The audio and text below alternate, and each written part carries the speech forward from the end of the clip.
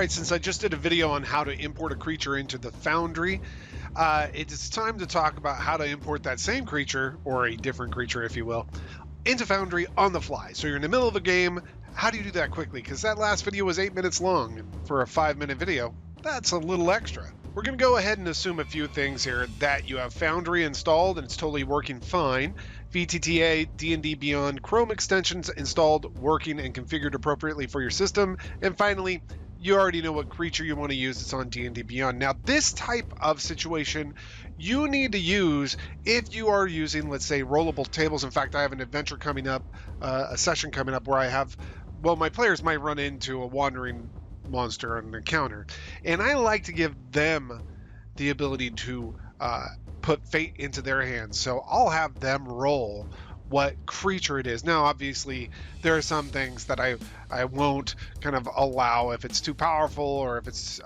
if it doesn't make sense. If it's a whale in the middle of a desert or something like that, that doesn't make sense. But for the most part, the rollable tables that I have are set up to be kind of logical. And so let's see how this would work on the fly without me doing any major prep work. So here I am at the game table here, and I will assume that you have this all kind of linked up, ready to go. If you don't, see the previous video. And let's go ahead and the party kind of rolls a certain percentage to essentially engage in an encounter, a wandering encounter in the mountains. I have a rollable table here set up. And so I will go ahead and roll. So basically I'll have them roll a D100 and I would just kind of go through and pick. But let's just say that this was their roll. And there we go, 1d6 giant eagles. Well, all right, I don't have a giant eagle. You can see it right here. I have 5 giant eagles. I don't have a giant eagle in my in my grid here. Now, frankly, I could just go to the compendium here and open up my monsters and type in here giant eagle, right? Whoops, except for that's my monsters, and I don't want my monsters, I want the SRD monsters. So I could type in giant eagle. Right, and you would see it very quickly, giant eagle, and you could just grab that and throw it down there. You may want to throw a few down there, who knows. You can actually copy these if you want. So I could click on one of these, copy and paste. Let's say you want 6 of them, then I can just grab all 3 of these, Control C, Control V. You see, it's really nice, kind of setting up an encounter very quickly. And I know that this random encounter only had 5. I totally get that. But let's suppose that they rolled up something off the table here, which is not in the SRD. So the standard resource document. So this is a champion, which is from Volo's Guide to Monsters. And that's on page 212 of that.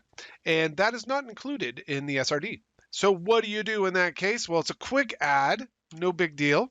Let me just close this out. I'll go over to my D&D Beyond page here, and I'll just type in champion, because that is the actual monster that I'm using to represent this. And now I'll just import that into Foundry. Boom, here we go. I'm doing this real time, sort of. It's actually not true because it took a little bit longer. But anyhow, then I just go to the actors directory and click on monster, and I'm guessing it's a humanoid. There we are, and drag it down. Very, very fast. I don't do any other type of changing on this. The only other thing I might do is give it vision if it needed it, but I really don't need to. So that's how quick it can be to just throw a creature in very quickly using the VTTA D&D Beyond Chrome extension if you need it. If the creature is already in the SRD, then there's really no need to, unless you want to use D&D Beyond to go ahead and but again, talking about those giant eagles, if I were to double click on them, I have all their actions right there and their features right there, and I can attack just like this, right? So there's no need for me to actually go to D&D Beyond to import that creature there. All right, so I think that's it. Thank you for watching.